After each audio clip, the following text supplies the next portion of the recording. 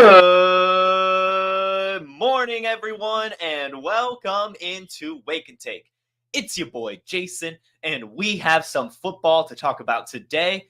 Today, we are diving right on into some free agency preview, looking at some potential cap casualties that we will be watching unfold over the next few weeks. We're also going to break down, of course, some of the bigger news stories from yesterday and this morning, as usual here on the Wake and Take. So go ahead, sit back, relax, take out your coffee, and enjoy the show.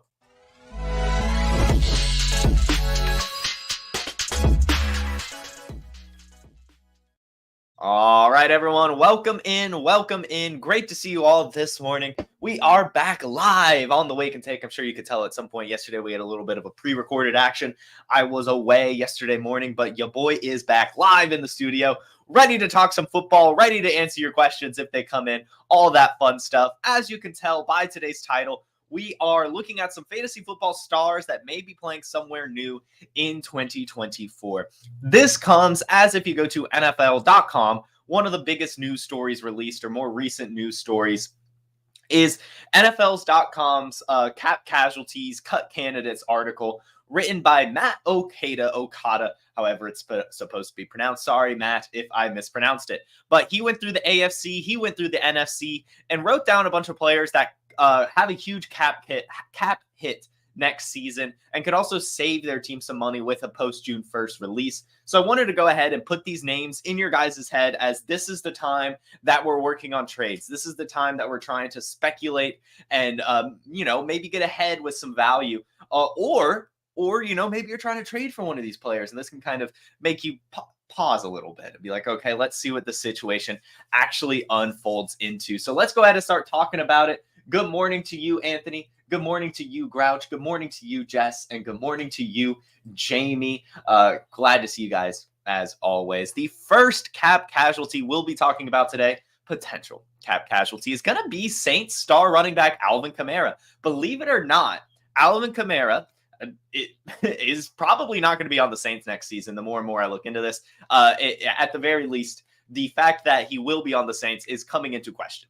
Because not only are the Saints still in cap hell, as they always are, granted they always figure it out, but cutting Alvin Kamara post June 1st would actually save the team $11.7 million, which is a decent bit. I mean, that's more than a franchise tag cost for a running back, which would just, again, that saves them a lot of money. And the Saints aren't necessarily in a position where they necessarily need a running back like Alvin Kamara. They're not competing. They know it, right? The defense has some holes. The offense has some holes. They're going through some new changes really all around, and they've got to figure it out. And Alvin Kamara, as great of a running back as he is, as good as he's been for the team, I think it's possible that they move on from him this year. They might try to trade him, but it's going to be hard to trade an aging running back with that much of a contract. So I think that that's a big potential. When you look at Alvin Kamara saving the team $11.7 million with a release, they went out and they got Jamal Williams last season. They drafted Kendre Miller, which, by the way, this is someone that I talked about trading for in last week's Dynasty Values episode, getting the handcuffed Kendre Miller, because his value has plummeted from where we saw him in the rookie drafts, and he's still the same prospect that we all loved. And if anything were to happen to Alvin Kamara, Kendre Miller's value would skyrocket. So that's someone I'm targeting right now in case Alvin Kamara does get released by the Saints. I think you can get Kendre Miller for basically free right now. But if Alvin Kamara is gone, you're talking about a probable starting running back, maybe someone splitting a carry or splitting the share next year with someone that they maybe draft in the 4th, 5th rounds later, but they're going to have to address some other stuff. So keep your eye on Alvin Kamara, but the Saints do have another way to free up some money, and that's releasing Taysom Hill post June 1st. Right now, he has a $16 million cap hit, which is one of the highest cap hits in the league, especially for tight end and especially for a gadget player like Taysom Hill. With that big of a cap hit, the Saints have to decide if they really do want to commit to him. And at his age now, I mean, he's in his mid-30s now at this point, and it's not like he's that important of a playmaker. He does, of course, help a little bit and show up on some of the bigger games and make some big plays throughout the season. But spending $16 million on him is kind of ridiculous. And they would actually save $10 million with a release of Taysom Hill post June 1st, which is a decent bit of money, especially for a player like that. So look for Taysom Hill or Alvin Kamara or both to not be in that gold next season, as they could really save. It would be $21.7 million if they released them both, which would certainly help. It would certainly go a long way. The next player, not on the Saints, of course, those are the two Saints players, but the next player that is potential here is Aaron Jones. They have a $17 million cap hit on Aaron Jones right now. He would save a decent bit with a release. And the Packers are in this really weird situation right now where they're a very, very young football team that is competitive. But $17 million for a running back is a lot of money, especially when you already have a plotter like A.J. Dillon. And this running back draft class is fairly deep. They could probably get a really solid running back in the later rounds of this draft. So being able to free up some money, getting rid of your aging running back on such a young team is a very smart decision for the Green Bay Packers. So that's one that I would be looking at if the Packers want to move on from Aaron Jones. Certainly wouldn't blame them. He's costing them a lot of money next season, and to be able to free up even some of that will help a lot. And they could start just looking towards the future with their young roster, getting another young running back to come in and maybe split the load with Mr. A.J. Dillon next season. So keep your eye on Aaron Jones. I wouldn't say go trade for A.J. Dillon at all. Isn't A.J. Dillon a free agent? Yes, but I think that he could come back for fairly cheap, given like a hometown discount thing. I don't think I just operate in this mindset where players like A.J. Dillon, they just stay on their team. I can't really imagine a scenario where he doesn't end his career on the Packers. He's not good enough to garner really any money on the open market, and you might as well not uproot your life and just stay with the team that you've been with. That's probably going to pay you, if not what every other team would pay you, probably a tiny bit more, just since they're used to you, even if it's only a couple $100K at the end of the day. So I think that A.J. Dillon will probably be back, but I don't think that's someone you should trade for. We saw last season he's not that good anymore. So I do think the Packers will address running back in this draft, regardless of if Aaron Jones is there or not. So I will say sell Aaron Jones while you can, while he still has some name value, because we've seen now Dalvin Cook, for example, he does this whole song and dance with the Vikings. Everyone thinks he still has it. Then he goes to the Jets and gets nothing done. I wouldn't be surprised if that type of trajectory is in the cards for Aaron Jones. The next couple players we have to talk about is the Cowboys wide receiver, 2s, 3s, whatever. The Cowboys need to free up some money as they are over the cap, and both Brandon Cooks and Michael Gallup would free up a decent bit of money, if not both of them. And yes, the Cowboys need a wide receiver too, and they could use the wide receiver depth with Brandon Cooks and Michael Gallup, but both of them are just a little bit too expensive for their production. And so I could see them moving on from both of them, maybe using some of that money to not only get under the cap, but also try to find a serviceable wide receiver that's going to produce about the same as a Brandon Cooks, as a Michael Gallup. Neither really flashed really in any of their time on the Cowboys. So look for them to probably be moving on, if not both. Probably at least one of them. And if I had to guess, probably Brandon Cooks, just because he's older and I think costs a bit more than Gallup, but still both of them are potential cap casualties at this day and age. Do I think Jalen Tolbert will be a thing? No. So I don't think that any of the Cowboys wide receivers are going to be worth investing into. If anything, it's going to be Jake Ferguson, maybe to another degree Luke Schoonmaker, if you think he can take a second-year leap. But the Cowboys are probably going to address wide receiver in the draft. And CeeDee Lamb has shown now that he is a true alpha. He's a wide receiver one that deserves to get every single target on the team going his way. So you're not really going to find much value getting a Jalen Tolbert, going to get Kevontae Turpin, or really anyone else. You're going to have to look at this running back room. Like if you think Tony Pollard's going to come back, he'll probably still get some targets. And then the tight ends, as I mentioned, they're probably worth it as well. The next player, and this is exciting stuff, guys, exciting stuff for everyone not named Jonnu Smith. Jonnu Smith, we saw last year on the Falcons, have a really solid career year and kind of get revitalized in this Arthur Smith offense. But now Arthur Smith is gone. And he's going to cost the Falcons $9 million if they keep him on the roster. $9 million cap hit for Jonnu Smith is like paying $15 for a Big Mac. You just don't do it. You just don't. You go get a better burger somewhere else for cheaper. So Jonnu Smith, $9 million cap hit. That's a lot of money. And the Falcons can actually save $6.5 million by moving on from him. Don't expect Jonnu to be on the Falcons next season. really at all. Expect it to be the Kyle Pitts show, and then maybe some depth tight ends. We've seen that in the Rams offenses of the past. They get a tight end late in the draft. They get some big-bodied blocking guy in free agency, but no one to really hurt Kyle Pitts' potential as a tight end, as a pass catcher. Jamie says, I'm in New York and a Big Mac meal is $19. See, this is exactly what I mean. This is exactly what I mean. We are talking about some insane inflation here on Wake and Take. The fact that Jonnu Smith is $9 million and a Big Mac meal is $19. That's ridiculous. Didn't expect today's show to go this way, but that's where we're at today. McDonald's, what are you doing? That's ridiculous. The whole reason the whole reason we have fast food is to be affordable, right? That's the whole reason. It's why I've never really been a big Wendy's fan, because Wendy's tastes like McDonald's, but costs like 3 times the price, or at least used to. Now McDonald's apparently is the most expensive fast food out there, and it's not even that good anymore. The quality has completely gone down the drain. And really all these fast food restaurants, and they want me to pay $19 for a Big Mac?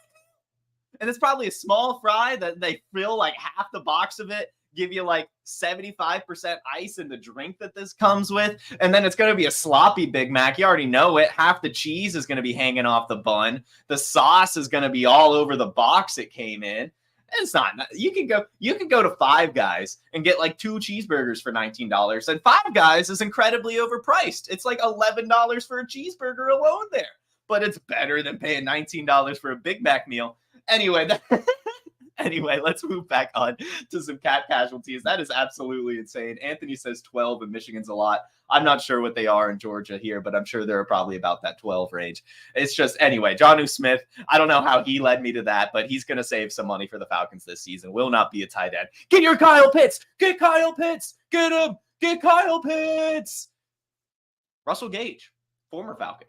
Russell Gage on the Tampa Bay Buccaneers had a horrific injury last season, ended his season, and maybe his career. It's going to be hard for him to kind of land back on his feet.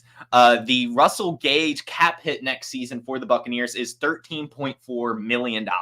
That's a lot of money for a player coming off of an injury, and also a lot of money for a role player on a team that is not sure what direction they're going in. Russell Gage will not be a Buccaneer next season.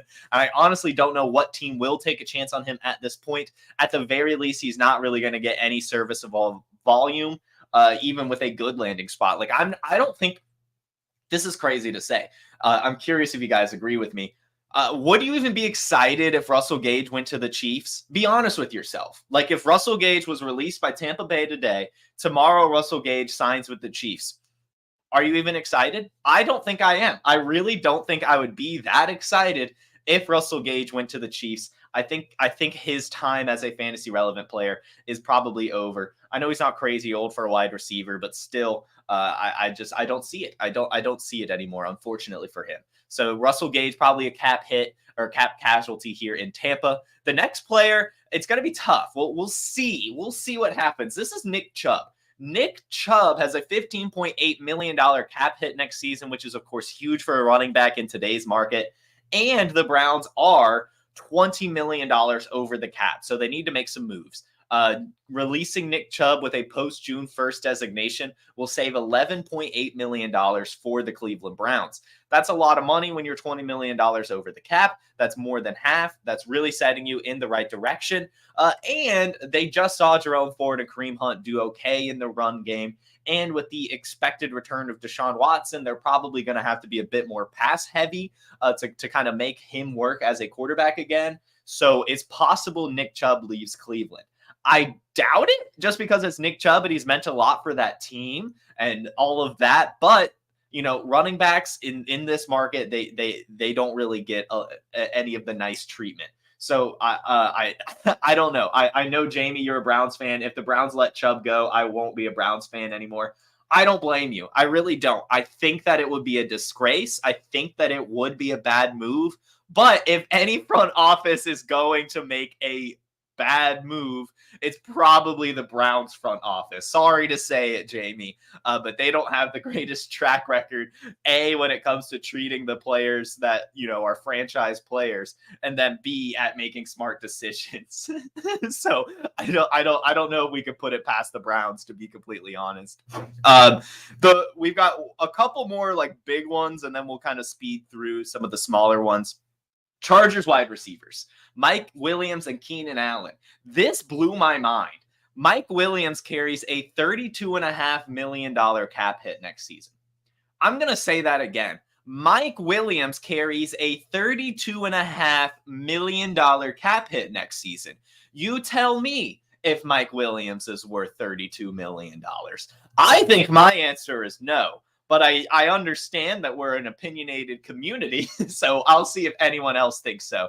But Mike Williams carries a $32.5 million cap hit next season for the Chargers. Cutting him would free up about $20 million in their cap space. That's a lot of money. I do not think Mike Williams will be on the Chargers next season. And to another degree, Keenan Allen also carries a $34.7 million cap hit next season. $34.7 million going Keenan Allen's way next season. Again, also freeing up around $20 million if they were released. So you can make about $40 million by releasing these two wide receivers on the Chargers. I don't think they will do that. I think Keenan Allen will retire as a Charger. I think that he returns even with that massive cap hit. Nothing big going his way in terms of going to a new team. But Mike Williams, that's a lot of money to free up for a guy that hasn't even been able to stay on the field for half a season the last few years. Mike Williams will probably not be a Charger next season, and we'll be talking about who they replace him with in the draft here in just a couple months. Any top player Seattle cuts to get under the cap? No one too huge. Tyler Lockett is one to keep your eye on, as I see a lot of people saying here, but I don't think it's enough money. I think that ultimately they'll bring Tyler Lockett back. The Seahawks are going to be looking more at the defensive side of the ball, in my opinion, to make some money. In my opinion, we'll see though. We will definitely see. Noah Fant maybe is someone to keep our eye on for sure. But yeah, not too much going Seattle's way in terms of offense. The next big one, and then again, we're moving on to some smaller ones after this. Courtland Sutton and Tim Patrick on the Broncos. The Broncos really do need to free up some money. It could start with Jerry Jeudy as well, but his money's not too much. The Broncos are $24 million over the cap right now. Courtland Sutton carries a $17 million cap hit, and Tim Patrick carries a $16 million cap hit. Both of those are a lot. I think at the very least, Tim Patrick will not be on the Broncos next season. And I would honestly not put it past them to just go ahead and let Sutton walk as well, especially if they're moving on from Russell Wilson. They're going to be rebuilding anyway. They might as well just cut ties with all their wide receivers. Let Marvin Mims be the wide receiver one, which is someone you should be trading for right now. Go get Marvin Mims, because not only are we now talking about the Broncos being able to save a ton of money by releasing Courtland Sutton and Tim Patrick, but also we've been talking time and time again about the Broncos trying to trade Jerry Jeudy. I've now highlighted a path where Marvin Mims not only becomes the wide receiver 2, but the wide receiver 1 on this Broncos team, and that is a massive jump in value. Go get Marvin Mims while you can. I mentioned we've got some quick ones. Here we go. Marquez Valdes-Scantling on the Chiefs. He would save them $12 million if released. Say goodbye to Marquez Valdes-Scantling on the Kansas City Chiefs. Hunter Renfrow carries a nearly $14 million cap hit for the Raiders. Antonio Pierce failed to use him. Luke Getsy hates slot receivers. Hunter Renfrow will not be a Raider next season. I will say go ahead and trade for Renfrow. I do think he'll probably, if he goes to the open market, land on a team that could use a slot receiver. And this is a guy that even Derwin James called one of the best route runners in the game. He's just not been utilized that heavily. We saw just a couple seasons ago, he was the wide receiver 11. I'm still a Hunter Renfrow believer, and I think on the right team, he could be dangerous. Go get him for free while you still can. CJ Uzoma, believe it or not, carries an $11 million cap hit. This isn't one that matters too much. No one rosters CJ Uzoma, but he could go to a team that needs a tight end. If you want to throw someone on your bench to see what happens, CJ Uzoma will be hitting free agency, has been a serviceable tight end, and a tight end premium could be okay. He's going to get released by the Jets, hit the open market, something could happen. And lastly, the Bills are $50 million over the cap. Deontay Hardy and Nyheim Hines, Cutting both of those players would save roughly $9 million. That'll set them in the right direction. They don't necessarily need either of them. So look for those two to probably be moving on from the Bills. That's all I've got for you guys in terms of cap casualties. Before we move on to some news, let's go ahead and hear from the Podfather about DFS Dominator.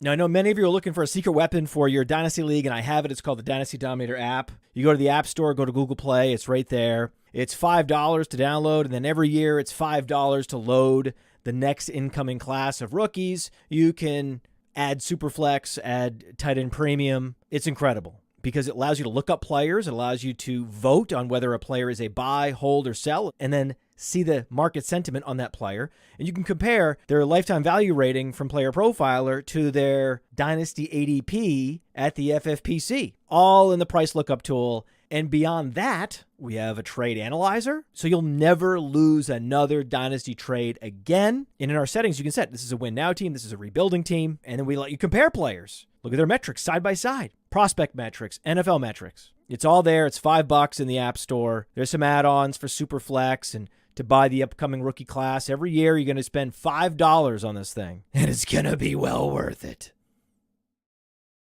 Go get that Dynasty Dominator. It's a great app. The 2024 class will be added soon as the combine gets going. So I see a question here. I hope Podfather isn't taking a complete absence this offseason. He will not be. Podfather will be podcasting. Do not worry. I do believe that there's a Mind of Mansion in the works coming up. So don't worry. We've got Podfather off-season content for sure. Don't worry about it. I've got just a couple more news stories for you guys, and then we're going to get you out of here. We'll start with the Falcons. As we already know, they are heavily involved in the quarterback market. But yesterday, there was a quote on it from the general manager, Terry Fontenot. To sum it up, he says that quarterback is a top priority for them this offseason. No surprise, but here's the full quote. I feel like it's important to say all this. Again, not only people that have been in the building, but people outside the building. We have some really smart people in the building spending a lot of time together, making sure that we're attacking this the right way. We're not going to close any doors. We're going to check trades, free agency, the draft. We will make sure we keep an open mind at the quarterback position. We're going to attack it, and we're going to make sure we get it right. Get your Falcons pass catchers, guys. They're going to get the quarterback of the future for them this offseason, whether it be the draft, whether it be free agency or trade. It's going to happen, and it's going to be Justin Fields. That is CJ Stroud. Justin Fields unfollowed the Bears on Instagram yesterday. I know that normally means nothing, but with everything going around in Chicago about them wanting to take Caleb Williams at the 101 and these Justin Fields trade rumors continuing to build, I think that he is gone from Chicago with this news. Look for Justin Fields to be an Atlanta Falcon next season. A quarterback who will not be an Atlanta Falcon, though, is Kirk Cousins. Kirk Cousins right now, there's some rumors going around that the Minnesota Vikings will not be giving him a fully guaranteed contract as he's asking for. You have to ask yourself, if the Vikings won't do it, who will? And the answer to that is probably no one.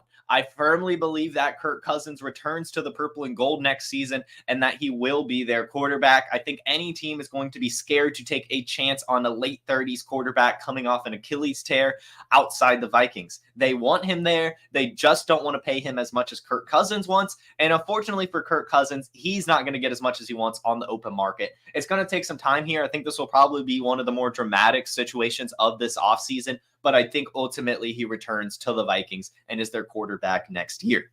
And the last bit of news we have for you guys is on the Tampa Bay Buccaneers. Yesterday, we talked a bit about them probably using the franchise tag on Baker Mayfield or Mike Evans. Well, it's now coming out that they plan to use their franchise tag on Antoine Winfield. This is not official yet, but he's their young defensive back that has done a really, really good job. It's possible that this is true, and I really wouldn't put it past him.